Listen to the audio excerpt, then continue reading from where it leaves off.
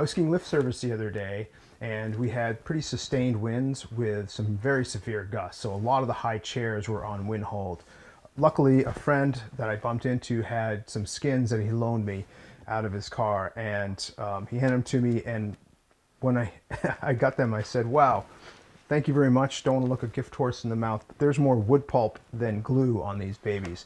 And as you can see, there is no stick to be had. So I used them. I cranked them down as hard as I could and kept a low angle skin track and had a pretty good time for about 3.5 hours in the woods by myself. But before I return them, what I want to do is try and revive them. There's two ways you can do this. You could either do a total strip down and re-glue the surface with either tape or your choice of adhesive. These are black diamond skins, and they've got some pretty good life in them. The cam straps are really solid.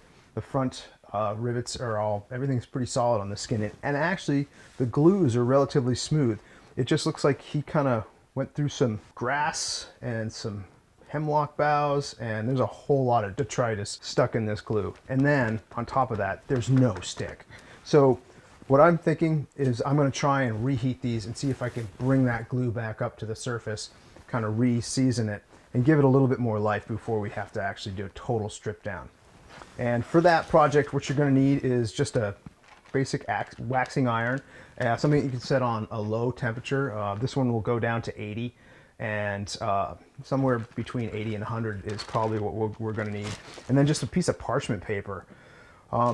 And what we're going to do is just kind of lay this parchment over the skin, and we're going to reheat this guy. The reason why I want to use just a waxing iron is it's a solid surface generally. Some of the Tocos have grooves in them, so those will work too. Probably don't want to use your iron in the house just in case you do get glue on it. It kind of would make a mess. But the parchment is going to work as a barrier, so the glue will absorb that heat and then bring it up to the surface. Hopefully we can get this guy back and sticky again. As you can tell, this center strip is in really good shape. Let's see what we're doing here. And you're just going to peel that back gently. You can already feel it. That's kind of getting tacky again. And see that compared to this? Here, let me do bare hand. This has got nothing. This is like, it's as dry as a desert breeze. And so now we're starting to get some stick on this with just a couple minutes of this reacting. So what we're going to do is just activate this skin with the iron, get the heat back into it. Nice plain. You feel that tack coming back in there. And you know, I think that's probably going to be all we're going to do. You can notice down here, there's a little bit of beading where the glue isn't as refined and smooth as it is on the rest of the skin. And that's just deterioration from when it was sticking to itself and pulling away. And that's showing some age of the glue. When you start getting that texture on your skin, a greater amount of your skin, you're probably going to want to do a total re-glue. But sometimes you can kind of get those pockets to even out if you just kind of apply some heat to them. I'm no pro, but I've had skins for a couple decades now, and you can really get a lot of life out of a skin. If you're not going over rocks and really beating the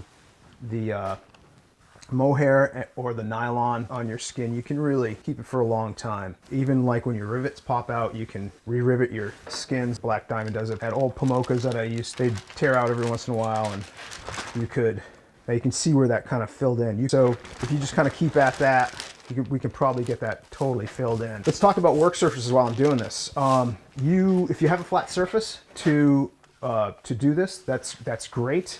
A table, you can flatten your skin out. I'm using clamps to clamp each end of the skin down onto my ski. You can also use tape. You could probably use a heavy book. If you don't have a flat surface or a table to work with, you got ski clamps, just use your ski as a surface to do your skin retouch. It's going to be the same dimensions as your actual skin, so it's a pretty nice surface to work on. Now I think that's coming back nicely.